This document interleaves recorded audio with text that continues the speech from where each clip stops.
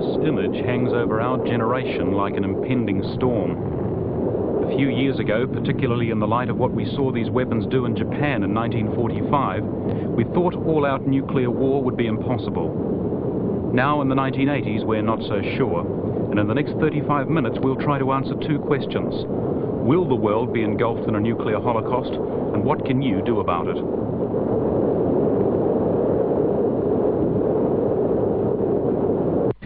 What we learned in 1945 and what we've continued to learn ever since is that none of this is safe anymore.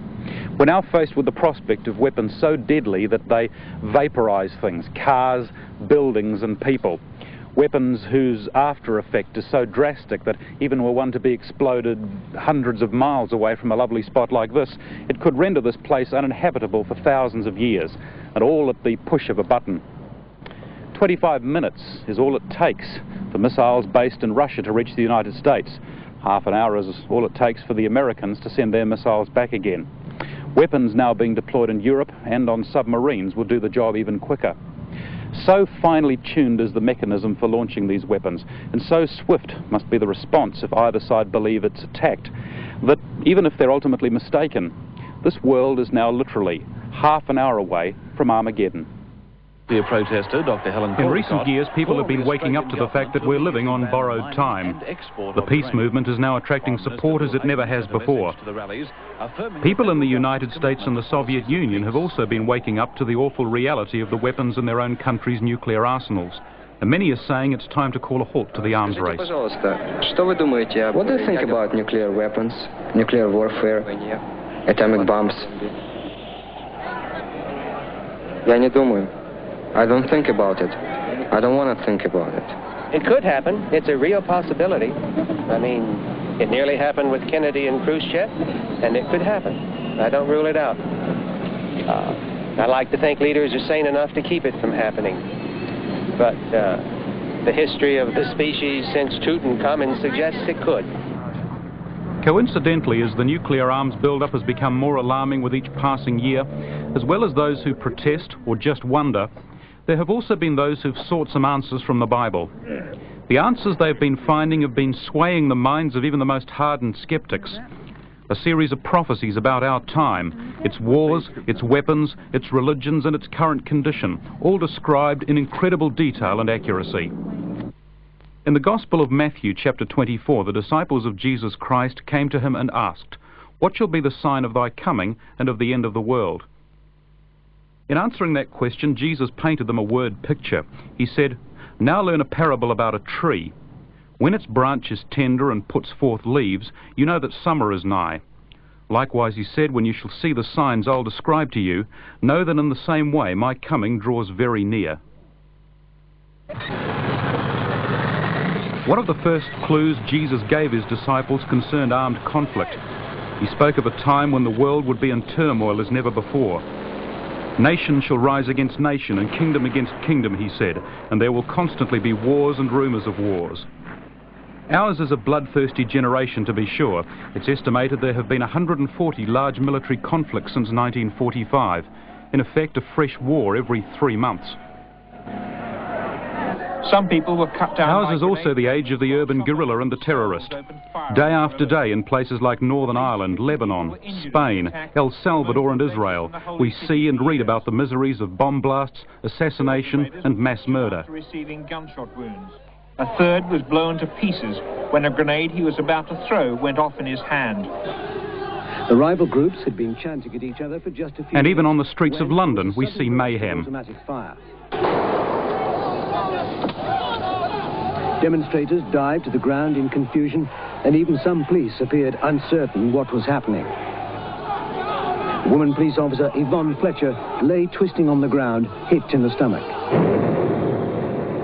Foretelling the last days, the prophet Joel said it would be a time of nations beating their ploughshares into swords, a time of the weak saying, "I am strong." Looking at our own world, we can see what Joel was talking about. A world in which the amount we spend on arms each day would feed the world's hungry for a year.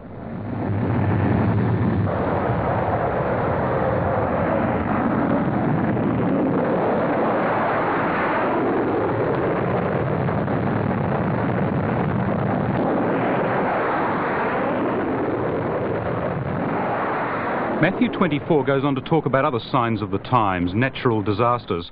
Jesus said there shall be famines, pestilences and earthquakes in divers places. It is perhaps debatable whether the famines the world has been suffering recently are any worse than others throughout history, but let's not kid ourselves about how devastating the food shortages have been of late, particularly in Africa. There are places on the African continent where there hasn't been sufficient rain to grow crops for 15 years. In a recent article by Brian Boswell of the newspaper The Australian, he described Africa as being in the grip of the worst drought in more than 100 years.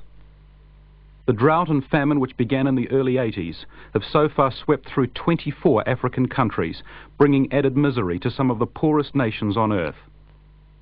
Pestilence is a very biblical-sounding word, but Boswell uses it to describe other tragedies which have been afflicting the continent. Although some emergency supplies get through, millions live on the edge of starvation, and in the worst-hit areas, 1 in 2 children will probably die in the next few years. In short, Africa is in the midst of probably the worst natural disaster it's ever experienced. And looking beyond Africa in the last couple of years, there have been curious fluctuations in global weather patterns, which have brought drought, famine and disaster to many other places. Between 1982 and 83, a dislocation of the world's largest weather system in the mid-Pacific wrought havoc around the globe. The cause was a periodic heating of the equatorial Pacific Ocean.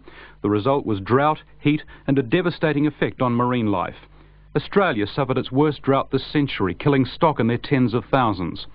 Bushfires whipped by high winds killed 75 people. Estimated total damage, $2.5 billion. In the Philippines and Indonesia, crops failed because of drought. Hundreds starved to death.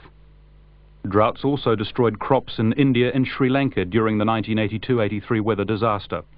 In the Pacific, a rare hurricane slammed into Hawaii. 6 tropical cyclones struck French Polynesia, leaving 25,000 homeless in Tahiti alone. Along the coast of South America, there was a marine famine. The traditional fishing industry wrecked in the early 80s by high ocean temperatures. In Central America and Mexico, dry conditions caused crops to fail, water supplies and grazing land were severely affected. Floods, landslips and storms hit many places with unusual ferocity. And in southern Africa, adding to the misery of several dry years, drought reduced crop production by 40 to 70%, spreading disease and malnutrition. As for the prophecy about earthquakes, ours again has been a generation of tremors, shakes and volcanic activity. Since the early 60s, it seems there have been annual disasters. Iran, Central America, Algeria. A quake in China in the mid-60s is rumoured to have killed up to 500,000 people. Official figures have never been released. And here in New Zealand, rumblings below the Earth's surface, talk of the big one we're overdue for. And around the globe, spectacular bursts of other sorts of activity.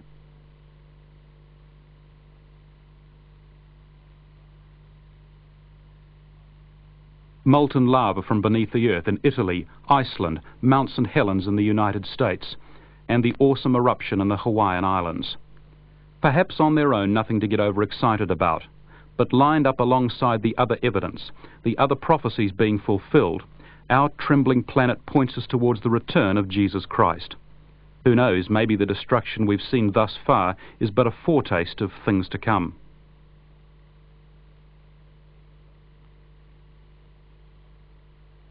The Old and New Testament are full of other pointers to our day and age, things maybe you weren't aware of.